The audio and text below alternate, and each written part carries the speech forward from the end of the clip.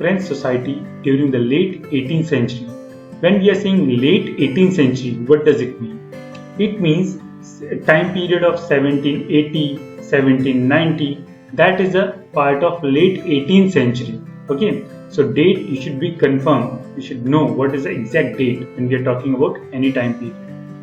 Next is we have to understand about the society. Okay, which society? So basically here we will see the structure of society, how society was divided. So society was divided into 3 states. Which are these 3 states? Let's see. So in the first state, it belongs to clergy. Second state belongs to nobility. Third state, you can say rest of the society. In that rest of the society, so who are the people in the third state? Big businessman, merchant, court official, lords, etc. Then peasants and artisans, small peasants, landless labor, servants, etc. you can say. So in the third state, you can say those who are not part of the first and second state, they all are part of the third state, or you can say rest of the society. So in the first state, when we say clergy, clergy means all the people, those who are belonging to the church. Then we say nobility. So in clergy, all people belonging from the church, its administration like father, pope, and rest of the people, those who are working for church. Next is nobility. Nobility is basically the family members of king, you can say, or other members. Okay, so these are king, queen, and their relatives. They all are part of nobility. And in third state, again, rest of the society. One more thing you should know, that first 2 states, clergy and nobility, they were not paying any tax. The entire burden of the tax were on the third state.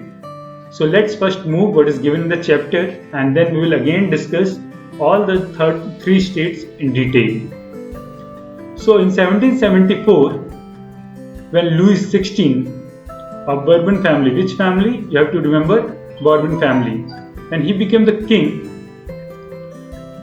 he at the age of 20, he married to the Austrian princess. Her name was Marie Antoinette.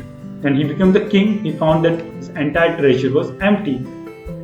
Why it was empty? Because they were busy. They were fighting in America with Britain. So America was a colony, and France and Britain, they both were fighting with one another, and later on America got independence. So you can say France has helped America to get freedom from Britain.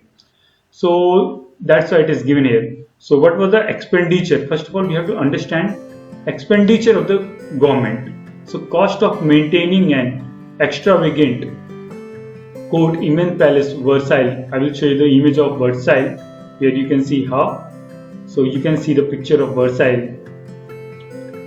So next is 13 American colonies. They got independence from Britain. Okay, common enemy Britain. Because of this, what happened? They were in debt. Okay, more than 2 billion livres. They were in debt. And lenders, those who have given money to the, you can say France, they were demanding more interest. Next is to meet its regular expenses. What kind of expenses government has to meet?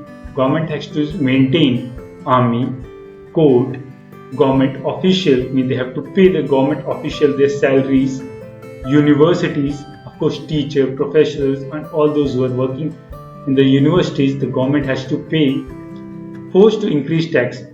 Just because of all these expenses, government, they have to increase the taxes. And who is the tax paying? Only the third state. So more burden will be on third state. So what happened here? France society in the 18th century was divided into 3 states. So now what I have explained earlier, so now they are explaining here. Only members of the third state paid tax. So only the members of the third state, they were paying taxes. So let's see in the next paragraph what are the things given. So peasants made up of 90% of the population. So you can say 90% of the people, they were poor, or the small number, and they were poor. 90% of the people were poor in the France. and only a small number of them owned land they cultivated. Okay, 60% of the land was owned by nobles and church. So 60%, you can say 60% of the land is owned by 10% of the population, and 90% of the population, they are working on 40% of the land. Okay, so again I am explaining what is happening here. 60% of the land, more than half you can say. Okay, if this is a screen. Okay, in this area, who is working? Church or nobles, and in the very less 40%, who is working here? 90% of the population. Okay, 90% of the population is depending on 40% of the land. And clergy and nobility, they are exempted from paying tax. They don't have to pay any tax. Who is not paying tax? Clergy or nobility. Clergy and nobility or the king, they were not paying any tax. Okay. So the nobles further enjoyed feudal privileges. Feudal privileges, I will show you. Actually, the feudal order, king was at the top. After the king, landlords or the nobles were there, and then under them. So in one picture, I will show you. So you can see this picture. Okay. So this is a picture where you can see the order. Okay. So here in the feudal order, how society was divided. Again, I am telling you. It was from 5th century, you can say 5th to 16th century. At the end of the 16th century, you can say it was at its downfall. It was breaking, this feudal order. The feudal order, how it was there? King was at the top. Okay, king was at the top. After the king, nobles were there. Okay, nobles. So one king, kings were there, and then nobles were there. After the noble, the third you can say knights. Knights were there, and down peasants. So king is the, you can say, at the top apex level. After this, nobles were the one, those who are, now you can say in Indian context you can say zamindars. After them, knights were the people, those were warriors. Okay, they are the warriors, and after them, peasants are at the down. These are the landless, or you can also some of the you can say serfs. Okay, serf, SERF. Yes. So this was the feudal order. So in picture you can see this feudal order. Next is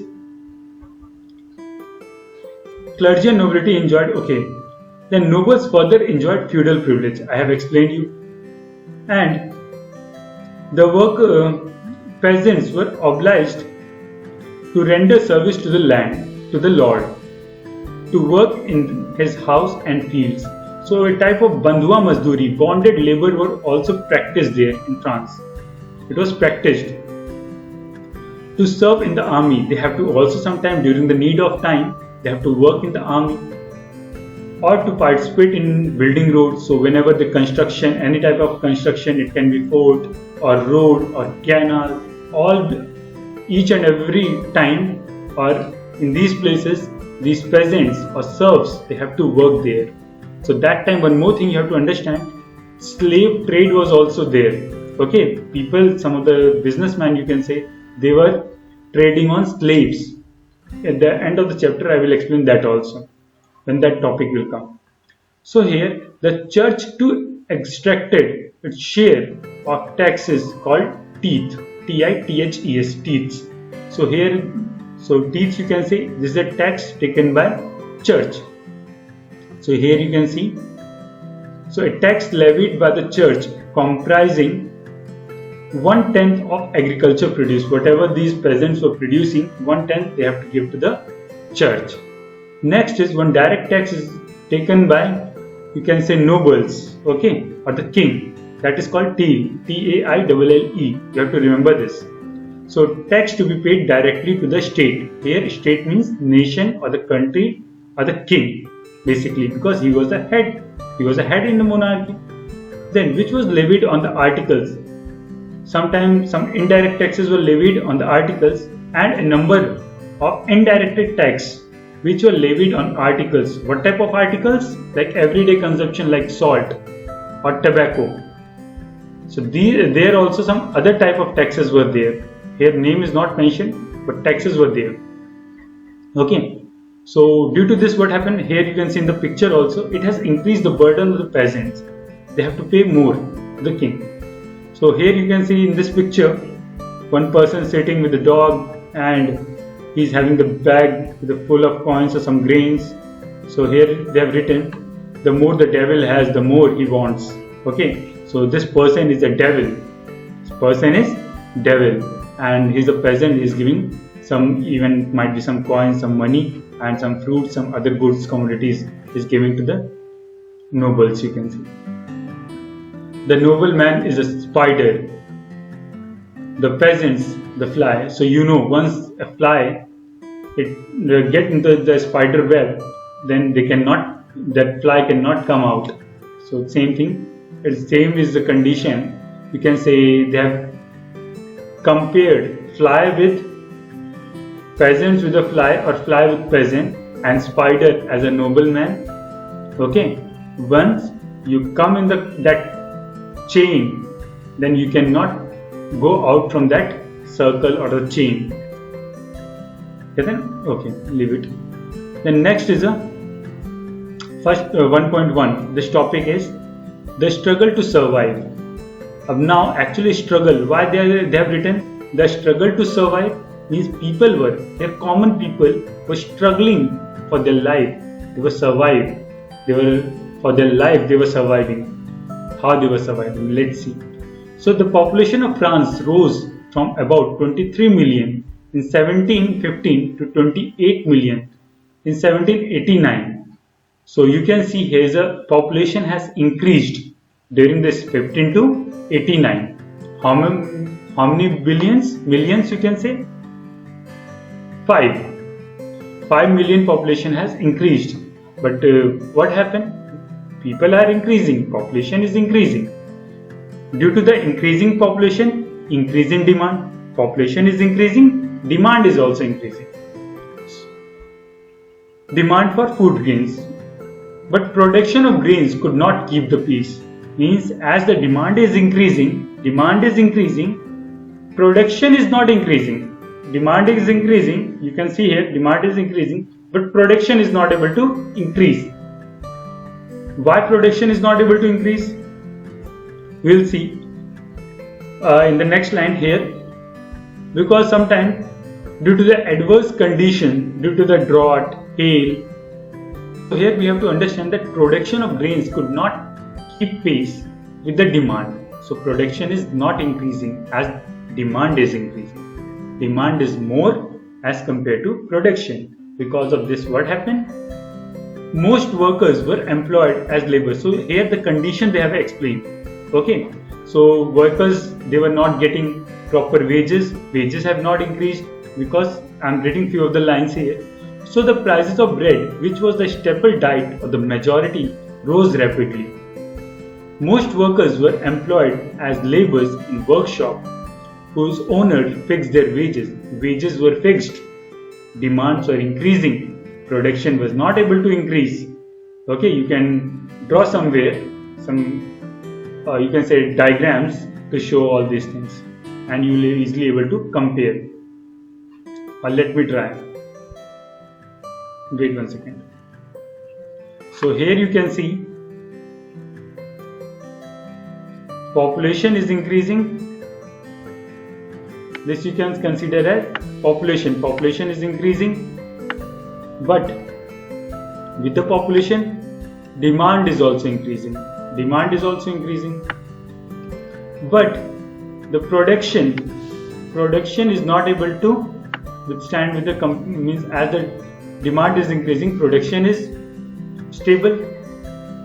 Wages, there are also wages. This is I'm drawing the wages. So here you can say wages. This is, you can say, this is demand, and this is supply or production. I'm just writing P for production. Okay, so this was a condition.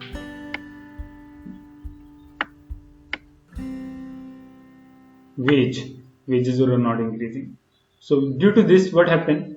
Sometime wages, next, due to the wars, sometimes the situation become worse whenever drought or hail reduced reduce the harvest.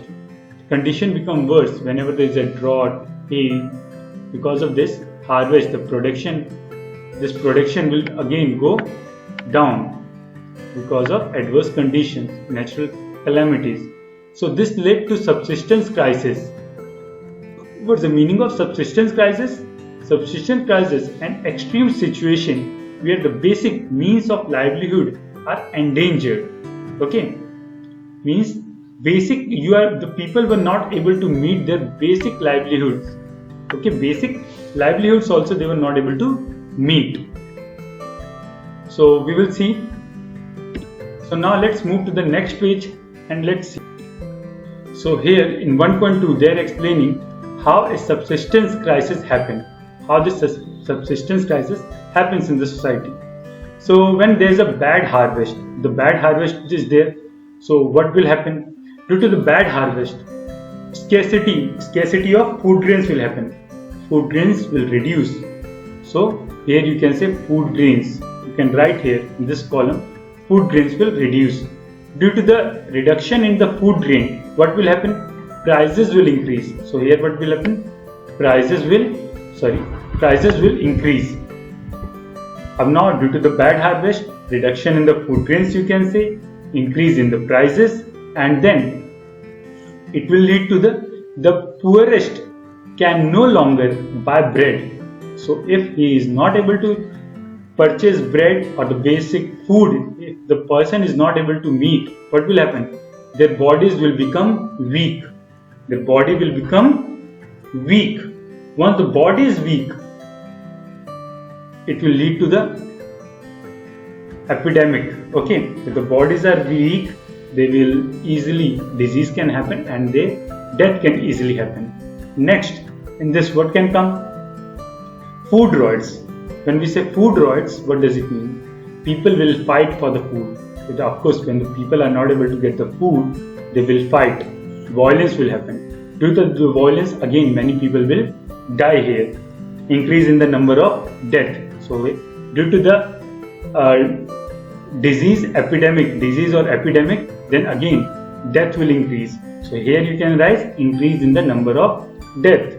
Okay, so you have to complete this chart, or if you want I will show you in another way where it will be completed. So you can complete this. You have to draw this. Now let's move to the next topic. It is a 1.3. A growing middle class envisage the end of privileges. What's the meaning of envisage? Envisage is predict or forecast. So here you have to understand how this middle class has grown, or you can say means their importance they have developed in the society. Okay. And end of privileges. Privileges means sometimes you are getting some extra privilege or exemption. Okay. End of those exemption, those birthright you can say, or anything. So in the past what happened? Peasants and the workers, they participated in the revolt against increasing tax and food security. They have participated, but what happened? They were not able to succeed because they don't have a proper planning. There is no proper leadership. So that's why they have failed also. Before this French Revolution, in the past also, peasants tried to revolt, but they were not able to succeed. So now carry out the full scale. So they were not able to succeed actually. So this left to those groups within the third state who had become prosperous, who was in the prosperous like lawyers, doctors, engineers, merchants, traders. They were in the upper you can say upper state of third level. In the diagram you have to refer that diagram. So here you can see and had access to education and new ideas, philosophers and all. Whenever you are talking about new ideas, please relate with the philosophers, teachers, lawyers. Okay. In the 18th century, what happened? Emergence of a social group termed as middle class. So in the 18th century, we can say here this group has emerged. Third state or the middle class has emerged. middle class has emerged. So they earned their livelihood or wealth. How they have earned their wealth? Through overseas trade, manufacture of goods such as silk. So by trading, by the involvement of trading, they have gained enormous wealth. So they are wealthy also now. Next is professions such as lawyers or administrative officers. They are part of third state, you can say. All of these were educated and believed that no group in society should be privileged by birth. They have given this thought in the society that nobody should be privileged from the birth. They should be considered as per their merit, as per their, you can say, capability. How much capability you have, as per that, or talent or skill, you should get the merit. As per your merit. So freedom and equal laws. They were promoting equality, freedom in the society. Not they were against the benefits given on the basis of their birth. So some of the names prominent names you have to remember. Philosophers like John Locke, Jean-Jacques Rousseau is the second one. So the books they have given, for example, 2 treatises of government given by the Locke. You should remember 2 treatises of government who has given by Locke. They refute the doctrine of divine and absolute right. They were against, you can say, these things of the monarch. Next was Rousseau. He has written Social Contract. The next, The Spirit of the Law by Montesquieu, you can say, where he has explained division of power. For example, now also there is a division of power between legislative, executive and judiciary. Legislative, the one who is making the law. Executive, the one who is executing the law. Third one is judiciary. Judiciary just see that all things are going according to constitution or not. Right now also, if you see in Indian constitution, all the 3 things were separate. All the 3 things are separate. Legislature or legislative, lawmaking, executive, who is executing the laws, executing the planning, judiciary, see that all the things are going according to the constitution or not, or is there any violation. So the same thing they have also started, that they have demanded that these things should be there in the society. They have actually, these philosophers, they have a very vital role in the French Revolution. They have given the new thoughts to the society. So this model of government was put into the force in the USA. So after they got the independence, they have also adopted these things in their constitution. So in the next paragraph, they have explained the idea of these philosophers were discussed. Now these philosophers, whatever the ideas they have given, they were discussed in saloons and coffee houses where people go and drink coffee. Why they were discussed? Because it was a public place where people can sit, they can discuss, and of course, when people sit together, discuss about something, so it will generate some information. It gives new information to public also.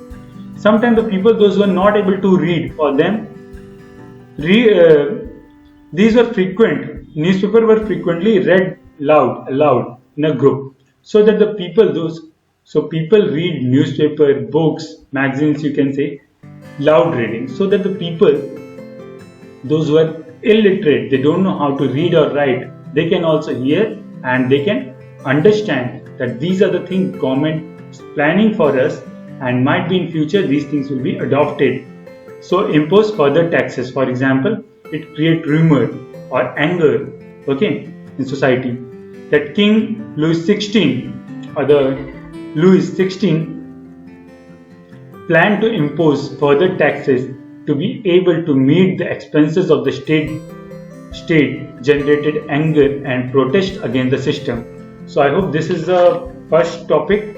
The second topic we will discuss afterwards, in the next video, the next part.